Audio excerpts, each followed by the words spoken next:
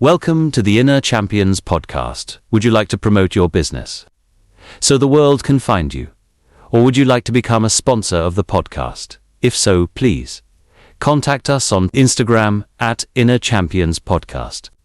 Lastly, follow our current sponsor at The Real Talk with Jordyn. Hey, what's going on, Inner Champions Podcast? Welcome back for another episode of a really old episode from about 17 years ago. I wrote a law. I entered myself into a contest called There Ought to Be a Law, and I got to be on the news for this, and it didn't go very good in California, as we all know. In California, if you're from California, where we are at with our current state government, politics in general.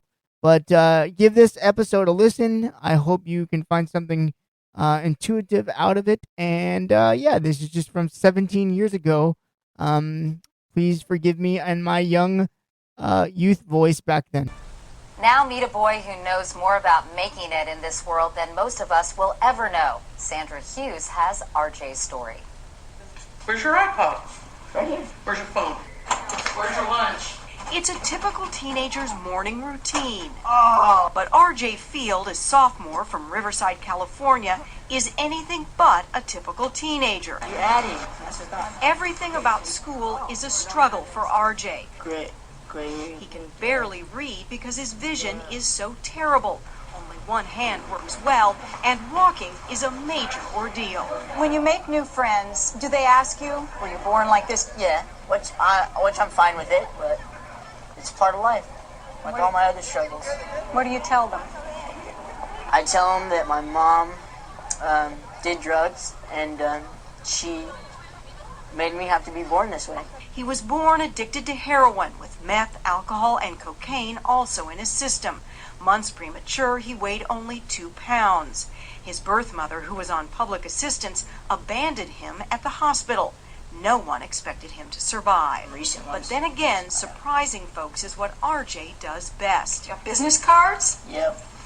Now 16, he just won an essay contest sponsored by California legislator John Benoit called There Ought to Be a Law. For my entire life, I will need assistance. This is what RJ is proposing. All welfare recipients would be randomly tested for drugs. If they test positive, they'd be offered help.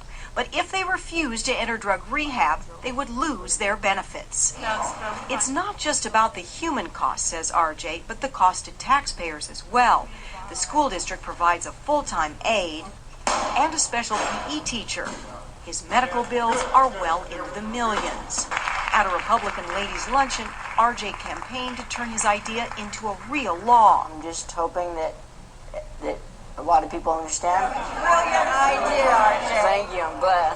Why should there be a law against it, RJ? So that we can clean up the people and get babies so they don't turn out like I did and they don't have to go through what I went through or what I'm going through. RJ's PE teacher is the same teacher who taught him how to walk way back in kindergarten. He's had nothing but encouragement from the foster parents who raised him. We've never told him there's something you can't do.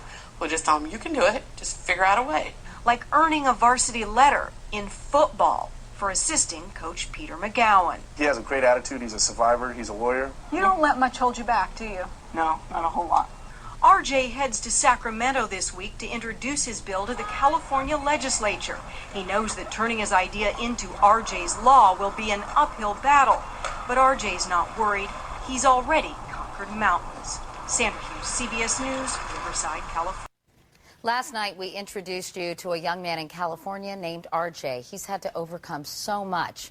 We end tonight with a new chapter in RJ's story. RJ Feild was in Sacramento today to personally introduce a bill that literally has his name all over it. RJ was born addicted to heroin. His mother abandoned him at the hospital, and no one thought he would even survive. In fact, tasks many take for granted, like reading, writing, and walking, are a daily struggle for RJ.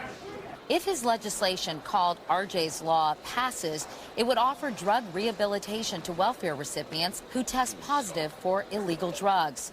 If they refuse, they could lose their benefits. The 16-year-old sophomore wants to make sure other children don't go through what he battles every day. And he wants to save taxpayers the millions of dollars his care has cost through the years. His idea is controversial. The law would require random drug testing for those on welfare. But RJ's never given up a fight he thinks is worth winning. I just hope it works out, and all we can do is wait right now for it to work out. It's going to take a little while, but I'm not too worried about it. And that is the CBS Evening News. I'm Katie Couric. Thanks for watching. Good night. I hope you guys enjoyed that. That was just a little, tiny episode or tiny throwback of what I did 17 years ago. I wrote a law called RJ's Law. That is something that will always be in my history books or my memory bank, and I will never take that opportunity for granted. I met a lot of fantastic senators, fantastic assemblymen during that whole process.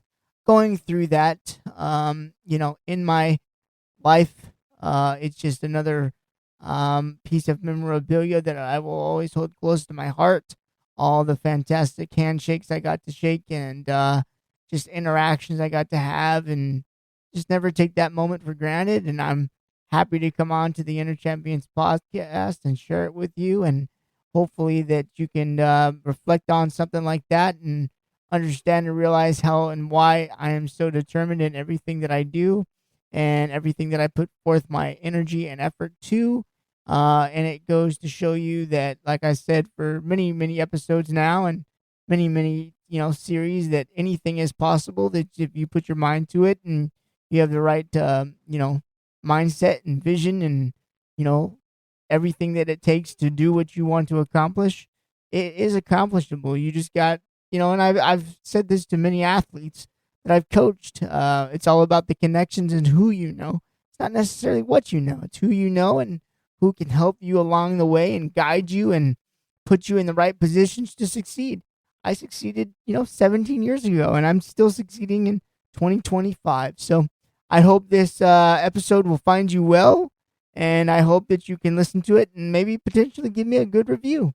I've been having fun doing these podcasts now for almost a year, if not already a year, and I'm just astounded by what information that I do have out there to the community. They can go find them for themselves. If you type in RJ's Law on YouTube and you scroll down to about like the 6th or 7th, set of episodes or rows or videos or whatever, you will find that there on YouTube. And that is where I gathered this audio take, although I do have these on several files in my memory bank and computer and whatnot. So I hope you really gathered some valued information in that and got to see what it was like when I was back 17 years ago. You guys can do the math. Catch you on the next one. Thanks for listening. Appreciate you.